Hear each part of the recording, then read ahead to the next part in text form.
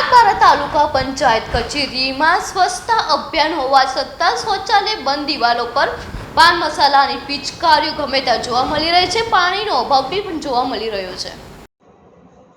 સ્વચ્છતાની જાળવણી માટે સરકારી અધિકારીઓને જવાબદારી પણ સોંપવામાં આવી છે. આ માટે સૌપ્રથમ તો સરકારી કચેરીને સ્વચ્છ રાખવા માટે જે તે કચેરીઓના અધિકારીઓની જવાબદારી હોય છે. ત્યારે સાગબારામાં આવેલી તાલુકા પંચાયત કચેરીમાં સ્વચ્છતા અંગે લીરે લીરા ઉડતા દેખાઈ રહ્યા છે. કચેરીમાં શૌચાલય બંધ હાલતમાં જોવા મળ્યા, તેમજ નળ પણ બંધ હાલતમાં જોવા મળ્યા હતા.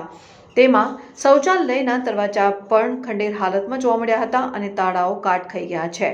કચેરીની દિવાલો પર પાન મસાલા ખાઈને પિચકારીઓ મારવામાં આવી છે. તાલુકા પંચાયત કચેરીની દિવાલ પર ગંદકી કરવી નહીં તેમજ પાન મસાલા ખાઈને પિચકારી મારવી નહીં તેવા બોર્ડ લગાવવામાં આવ્યા છે. તેમ છતાં કચેરીઓમાં અનેક જગ્યાએ પાન મસાલાઓની પિચકારી મારીને દિવાલો ખરાબ કરી દેવામાં આવી છે. તમામ બારી બારણા ઉપર કરોડિયાના જાળા જોવા મળે છે. શૌચાલયમાં પણ અતિશય ગંદકી થવા પામી છે, જેના કારણે અતિશય દુર્ગંધ મારે છે. પાણીની કોઈ વ્યવસ્થા નથી. પાણીના નળ પણ બંધ હાલતમાં જોવા મળ્યા હતા. આમ કચેરી આખી ગંદકીથી ખદબદે છે. આમ સરકારી કચેરીમાં સ્વચ્છતા અભિયાન જાળવી શકાતું નથી તો બહાર કેવી રીતે સ્વચ્છતાની વાતો કરી શકે. વિડીયો જર્નાલિસ્ટ સર્જન વસાવા સાથે સત્યા ટીવી ન્યૂઝ, ડેડિયાપાડા.